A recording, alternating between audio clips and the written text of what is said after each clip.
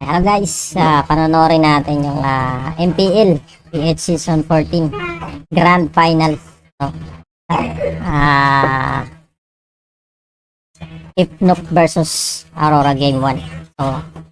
Sa mga hindi pa nakapanood guys, pwede itong panoorin na yung replay. Ito guys, papakita natin. Titingnan, hindi ko pa ito napanood pero papanoorin natin. Sana masabayan nyo mga pre. Eto. Panoorin natin guys kasi sigurado ako magandang laban to. Pit sa kanya, pero Ruby pick kay Rene J. He just keeps surprising us bago mag-end yung regular season. I think he was top 2 in most unique heroes used, second to Chakno. Pero ngayong playoffs, padami ng padami yung heroes ni Rene J.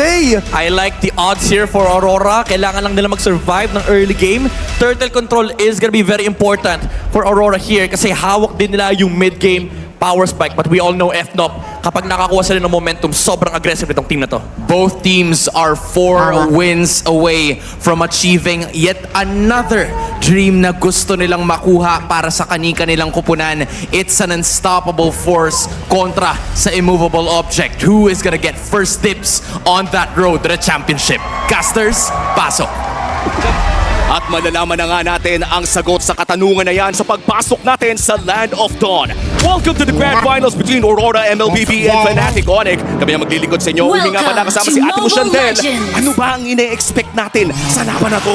Alam mo, dalawa lang yan pagdating sa Grand Finals at pagka malakas yung dalawang teams na nagkatapat, parang expect mo either sobrang bilis na magiging laban or i-expect mo na sobrang tagal nung mangyayari. Kasi yung mga Lord Dances natin na recently ay parang medyo nag-adjust na rin, humahaba na. Kung dumating sa time na parang mabilis, parang ngayon nasa stretch na ng mga teams. Kaya nga parang may mga oras na tumatagal tayo ng mga 24 minutes, mga 25 minutes, pero may mga games din na natatapos ng mga 11. At I think the earliest game natin ay 9:37. Yes. Napakabilis. Hawak ng record na yun ay hawak ng Fnatic Onyx. Kaya naman nabangan natin kung kaya ba nilang sabayan yung ganun klaseng pace because right now mukhang ano naman ang ating land. Definitely magiging focus lang to para sa mga players natin and most likely pipigilan yung jungling pattern na napaka-importante na mauna ka na at least level 5 parang natin kasi pag nag-level 4 diretso turtle ka na Oo nga. Ngayon kung kaya mo mag-level 5, why not diretso na? Kaya nga parang pag nakikita natin ngayon no, yung meta natin, medyo ibang-iba na talaga yung galaw ng ating mga teams. Minsan di mo maintindihan bakit mabagal. Minsan magmumulan ka, biglang bibilis. At depende siguro yon sa mga hero picks nila. But right now, for Aurora, they do have the crowd control with that Edith. At may Ruby pa nga sila. Kung tutuusin, parang classic Season 8 meta to yung Ruby Eve. Kung naaalala mo.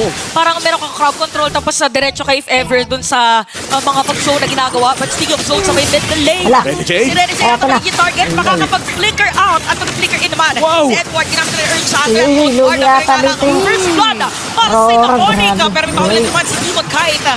Pero patay din si Kirk at mainit, saktong-sakto. Merong ginamit na real-world manipulation.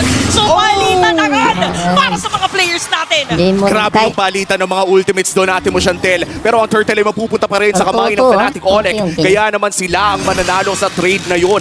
2-2 ang ating kill score. Pero ibig sabihin lang noon ay nakalamang sa pagong ang Fnatic Onyx at hawak nga nila ang 400 gold lead sa ngayon. Looking at the team fight, Chantel, makikita natin na talagang Gina G, pindot na pindot ang ating mga teams. Parang pag may nakasalubong, diretso na agad Even Bruce ko dito ay nagbibigay ng information para sa kanyang mga kupunan at napakalalim yan. Actually, anytime merong pumasok para dito sa Fnatic Onyx Philippines, pero para bibigyan ni Demon kahit ginamit na nga Wave the Dragon, pero para Nakatog yung flicker para makakapag-shoot mo at nakakatakas ba si Brusco at makakatakas nga.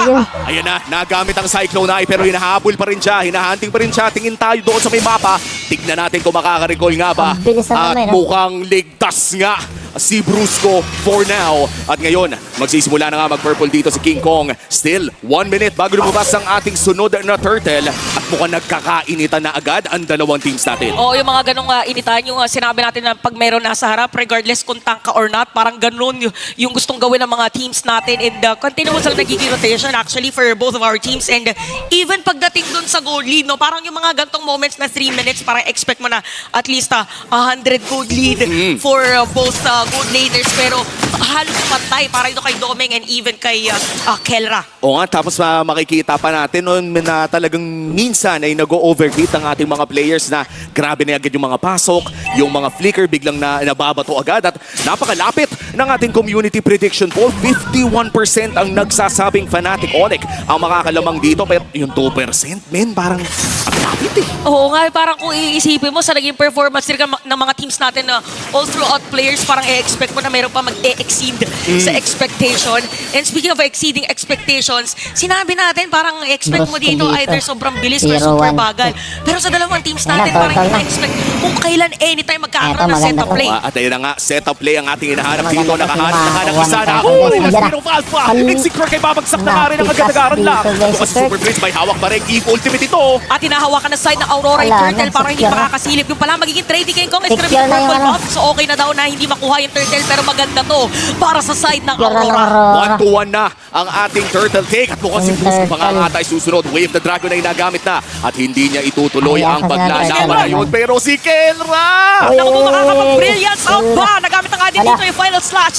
And for the players, ay hindi yung hatak pala dito. Akala ko merong Arlot Ruby nga pala yun. Kamuntikan lang naman. Pero yun na nga, still, just a 100 count lead para dito sa Fnatic Onyx. It's still, napakalapit po ng ating Game 1 Grand Finals. Napakaganda ng laro. O parang hindi mo expect kung kailan magkakaroon ng biglang pagpasok para sa mga players and ramdam natin yung intensity kasi sometimes pagka alam mo na pwede mong ipilit for a team fight or for a gank ay ganun yung ginagawa ng mga teams. Pero for this time, para dito sa dalawang kupunan natin, para nagiging maingat sila in a way na Gold okay sige, reference, wala lamang siyang na yun. buhay, hindi mo na natin Lamang na papasukin. Pero speaking of papasukin parang pinasok na Nako, si Kiko nako. dito nilatagan pa ng IRU Lamang, real world manipulation Allah. at patay na nga si King Kong. May sipa para kay Gusto pero wala siyang backup to replace sa gitna. Gusto lang kuhanin. Super Friends, hawak pa rin ang real world. Pero here comes Perk. Mukhang hinahabol siya dito ni Domega. At ayan na nga, nagamitan na puwersa ang flicker. Here comes Edward, papasok sa loob. Pero hindi niya masasaktan ng gaano. Still a very close game. Pero Kelra makakatore ata in a 2v1 scenario. Okay, so meron pag-poke dito para sa mga players ng Aurora. Nag-darkening. Pero yun nga lang, Aray ka. magkakaroon ba ng counter set for FNOP? So more on focus lang dito sa may top lane Aray, natin. Pero ang sakit pagdating nun. dahil ang mga players dito ng Aurora, Ang sakit isa, na kay dalawa, Doming, tatlo, mga ang par- tatloon. Pero hindi isang Baba. for team fight. Pero sa Eto, eto. baba pala Uy, pat. ang kanilang Kaso sagot lang, at si napitas dito Demon si kahit ang Elf. kanilang makikita. 4-2 na ang kill score. Pero mukhang makakatore sa taas ang Aurora. Reverse Kendra, pa na 3 tayo. lamang Reverse doon pa. sa natitirang minion. Wala, Still, napitas na a yung- very high-paced Ang game dito sa ating game number Wala. 1. Ang mid lane ay nandyan pa rin naman pero konting kalabit na lang ang tore ng Aurora dyan sa mid. At nandyan na nga rin ang ating pinaka-huling turtle ng larong ito. Si King Kong ang mauuna pero hindi naman ibig sabihin nito ay wala sa pwesto ang Aurora. Isipin mo, 6 minutes na nung game natin, pero yung economy na lead is around 200 lang. Grabe, Minsan no? nakikita natin parang nasa 1.2k na, pero dito talaga nagja-juggle lang para dito sa ating dalawang Grabe yun, no? teams. Again, Turtle guys, sinisimulan na ng Aurora. Nandito si Bruce Kern, Super Friends for the Vision at si King Kong ay Eto, baka natin sino makakuha dito. Makakalamang. Kung sino yung makakuha dito ng turtle, sigurado makakalamang na to, guys. Eto natin yung potensya ng manalo kung sino yung makakuha ng turtle.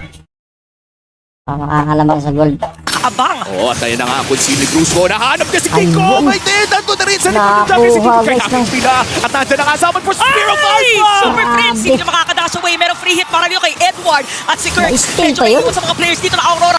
Ang lupit, guys. Grabe. Grabe, nakuha pa yan. At unti-unti na nga nawawala ng buhay. Double Ala, na kay pero Dominic. ubos At ata, mukhang guys. iisa pa. Ubos. Dito ang side ng Aurora. Yun lang. Ubus dito. Ubus dito yung Ipnop. Nakuha nga nila yung yung turtle pero ubus naman. Pero pa rin, lamang pa rin sa pera yung medyo nakalamang pa rin sa gold dito yung Ipnop. Make it a double kill, a triple kill, and a wipeout para sa Grabe. kanila.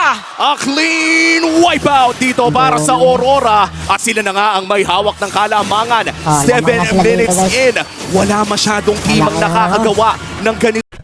3-9. Taas lang na. Pero sa gold ko, lang naman, no? Mga 1K plus lang. 1K Itong na lang. classic play, early game against Eto, guys, Fnatic Onyx. Panoorin play, natin tingnan natin. ang Infinix Instant Replay. Nagsimula ang lahat sa pagpasok ni Brusco. Pero tignan mo naman Bang. yung pag-re-engage Yun lang. ng Aurora. Oh, ang ganda nung RWM ni Ayun, Niue. Kasi mali diba yung meron pass yung nito konting na yan, crowd no? control sa dulong-dulo Ayan, na no? parang no easy way out para dito sa FNOP at unti-unti na nga nawala yung mga players. Pass Malaking na yung spike pass to ng para kay FNOP ito. Domeng kasi triple kill, hindi pa siya napapatay. If Nice I'm not nila yung mistaken ano, ay yung parang hindi din pero na-force ganun yung din. kanyang Purify at that time. O ate, at this point, Napatay no, naman kung sila. naghihirapan na ang Fnatic Onyx dahil kadalasan ay sanay talaga silang nananalo in the early game. Kaya naman in this grand finals, mukhang preparado ang Aurora against the playstyle of Fnatic Onyx.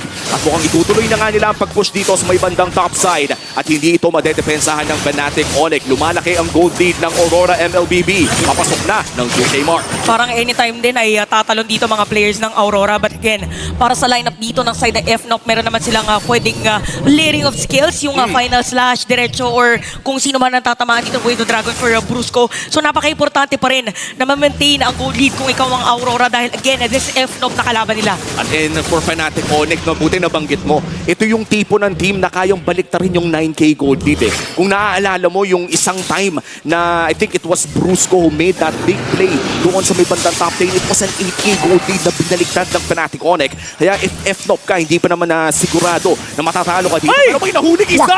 May nahuling isa Patay na naman. na yun. It's gonna be Brusco, Brusco. kaya mapatay siya. Pero may Pero, malas na siya hala. sa bot. Ay! Nasundog kasi yung meron pa naka for the Lord. Edward, grabe dito yung kanya onward at Primal Rat as well. Demon Tennis na Lugi sa life dito, double lugi kill sa na life. dito si King Kong, ang ating regular season Lugi MVP. sa life, At guys. pinahabol na nga din. At pinabook din ni Super Grabe, Friends si Rene J. grabe, So ano, it's grabe yung mga time miss dito. para sa Fnatic Onyx na simulan yung Lord. And just like that, Kirk, with a beautiful final slash, ay Yun nahanap lang. nila yung teamfight win. Yung 2K gold lead ng Aurora ay Laban. binura ng Fnatic Onyx. With that Lord take, mapapanood natin kung ano nga ba ang nangyari doon sa ating Infinix Instant Replay. Tingnan mo ang pwesto dito ni Kirk, no? Pagkapasok Final niya, slash. napakaganda talaga nung final slash. Tatlo pala yung tinamaan. Tapos bigla na lang dumating ang mga players dito na side ng FNOP. Gusto niya sana habulin ng real world manipulation pero yung spike ng damage ay nandoon. So maganda yung saktong-sakto pagkabanggit mo na for FNOP, kaya nilang biglang habulin Oo. yung kalamangan. So sila na ngayon yung lamang sa ating game. Even ball game na naman pero hawak ng Fnatic Onyx ang bola with that Lord push na lalabas doon sa may bandang ibaba. This is still a level 1 Lord. Ibig sabihin nito ay wala pa namang pagdamba na magaganap sa mga tore. Kaya madali din itong pwedeng madepensahan ng Aurora. But for now, Fnatic Onyx kung sasamahan nila ang kanilang Lord at ipapadala nila ang suyo doon sa taas para mag-split push. Alam mo, parang i-expect Ang natin daya talaga ng Fnatic hit, Onyx ano? Philippines yung mga Oo. Ruby DD play din for Kelra. Kasi usually ginagamit yun, di ba, pag meron ng Lord for the team na Aurora, mabilis naman yung clearing ng kanilang minion wave. Pero as much as possible ay ayaw mo na pumutok yung added defense ng kanilang inhibitor turret. So Brusco ay nandito sa may side ng Lord. Pero parang disiplina muna ang paiirali ng FNOP. O mukhang ayaw nilang biglaan din silang mabaliktad. Kirk, nice check push. Nalaman nila na nandyan si Lugi Rene J. na dito yung Kung makakadepensa ng matiwasay ang Aurora, walang laban na magaganap pero makakuha ng tore ang Fnatic Onyx. Lamang na sila ng 1,000 kalahati. If you're Fnatic Onyx right now, mukhang kontrolado nila ang pacing. But in terms of late game, no, medyo pantayata ang ating tinitignan considering this is a Harith versus a Lunox. Alam mo na nabanggit mo yung late Alas- game, parang na-foresee na natin na Alam mo, pag ganito na yung Pastor, dito trajectory yung, ng laban ay Ito na yun, mag-aantayan na lang yan na okay Lord na lang tayo, parang delikado kasi na parang ipilit natin na magkaroon ng team fight. So Basag na maingat yung din mga yung Aurora side- ngayon even side for lane FNOP kasi Tore. alam nila yung capacity nung kanilang Lapit na kalaban na mabotas yung biglang base ng balik na ano. rin yung sitwasyon ng team fight. Aurora. Talagang respect for both teams. Ayaw nilang pairali Ang ng laki kanilang ng- pagiging maasim ng konti. Grabe yung aim, yung damage ng Especially iba in sa game kanang 1, ito yung tinatawag nating tempo setter. Ito yung tipo na kapag nanalo ka ng game 1 sa Grand Finals, mates nila. kadalasan ay Ah, nakakaisa ka pa ah, o ikaw talaga ang may hawak ng pacing ng buong serye na to. Mind you, this is Hirap a nito, best mga of mates 7 yung mga series. ano, masasakit. Napakatagal ng best of 7 kung aabot tayo ng 7 games. Oh, tapos yung mga 7 games na yun, tig to 20 minutes. Kasi Hindi parang ganun sure. din naman eh. Kasi parang mag-lord far dito Damage yung side ng taken, FNOP, depende lang kung paano nila kakapitalize. But so Ano far for yung- Aurora in terms of items ay halos magkakapantay lang din. Parang hindi nagkakalayo. Probably yung gold na lang ni Demon Kite and ni King Kong yung may discrepancy. O yun na lang talaga, no? At malapit na nga mag-lock build dito si King Kong. Is Suyu, isa sa mga pinakabagong hero. Makita Grabe, natin na Suyu. talagang yan ang nagiging go-to build ng maraming Ban yan, junglers. next. Yung konting may spell vamp, konting may cooldown Ban nila yan, reduction. Pero nandyan na nga ang Lord. This is Ayan na. the Luminous Lord already. Lord na At kung naman. sino man makakakuha nito ay may malaking chance actually na makakuha ng inhibitor turret. But right now, nagpakita na si King Kong doon sa may bandang Basta to, itaas. A guys. Pagwas ako, 5v4 ha, ito na scenario nga, itlog. in this Pag once nakuha to ng Ifnop, sigurado basag na yung ano nito. Base ng, bubutasan na yung base ng ano, Aurora. Pero pag makakuha dito yung Aurora, sigurado ako, makakabawas din to ng Torre. Baka mabasag pa nila. Mabasag pa nila yung ano, pabutasan pa nila yung base ng Fnatic. Lord area. At kita natin na although kahit lamang ang FNOP pagdating doon sa kanilang gold lead, ang malapit Aurora na pala ang makuha. nagtatry na Oy, mag-take binalik. ng position sa Maya Lord. So very crucial dito kung paano yung magiging positioning Hanggang ng kanilang Manila mga dito. post sa fives. But for Hanggang Renegade, Manila parang dito, nag-aabang din ano. siya kung sinong papasok doon sa bush malapit sa area ni Brusco. Conceal is available dito para kay Brusco. Pero mukhang naghahanap pa ng pwesto ang Nako. dalawang kupunan.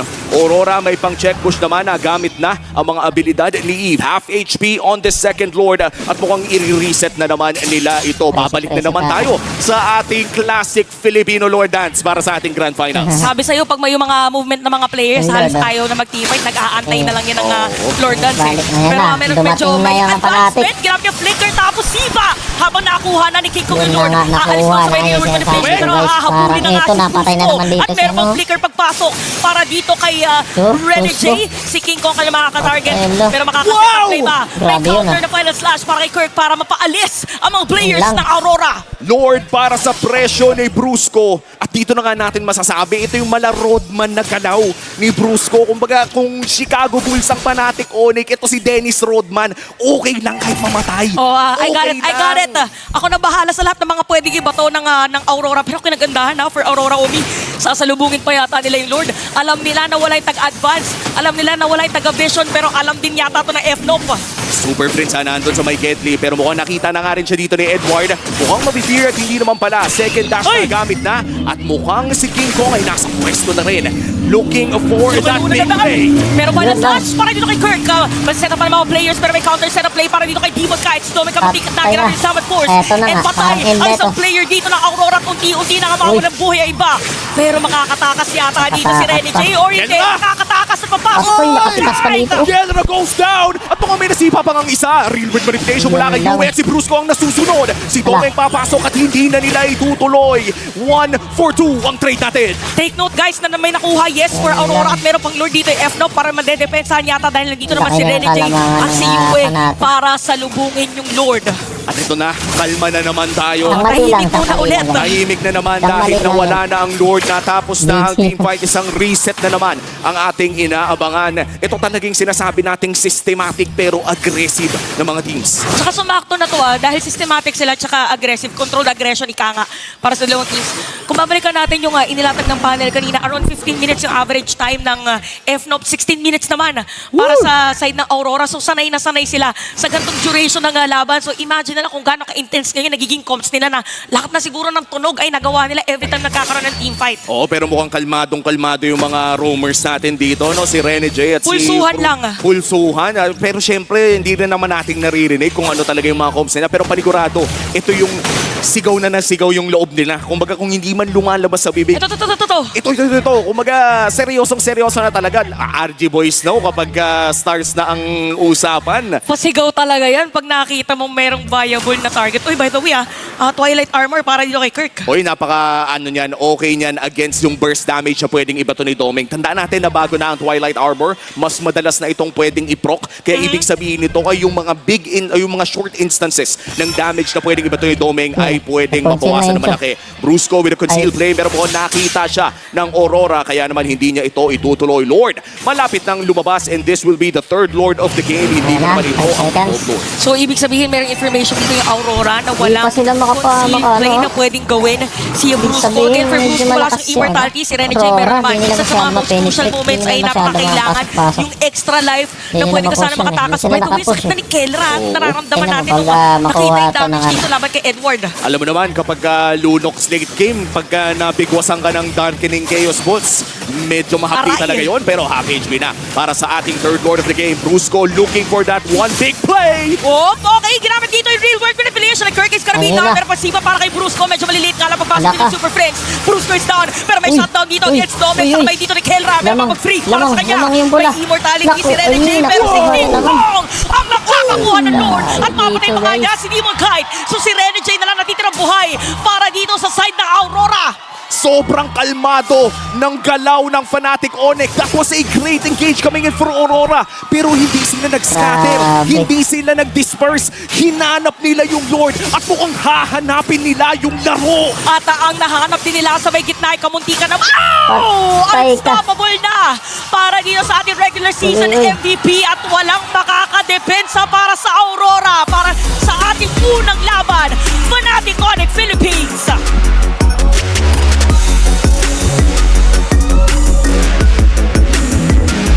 1-0 na, guys. At ayan na nga, nabigyan na ng isa. Ah, Aurora MLBB goes down in our game number 1. Fnatic Onyx, calm under pressure. Pinakita na nila na sila ang mangunguna sa ating pinakaunang laro in this best of 7. Matagal-tagal pa Grabe, ang no? ating lulutuin dito. Talagang inikot talaga nila at sila hinanap kung nasa nakakuha mga ng- players. Ah, Napakagandang performance para sa kanila. Aalamin na natin kung ano nga ba ang mga kaganapan. Punta na tayo sa ating mga tropa sa Infinix Game Tambay. Hirap Mula hirap playoffs, kalabanin yun yung itong same na madaya. ginagawa ng Fnatic Onyx Philippines na yes, nabasa ng Aurora MLBB kahit papaano ng mga earlier stages of the match. Ang ganda na hindi parang naging hindrance yun for King Kong to be able to secure yung mga necessary objectives for his team. Ito yung mga sinasabi natin kanina na magkakaroon ng may mga magagandang plays dito. Yung Fnatic Onyx Philippines, this was the first Lord na sobrang ganda Tapos ng meron pang pagkaka-pick ano, off ng Aurora Valentin. MLBB against kay Napakadaya Brusco.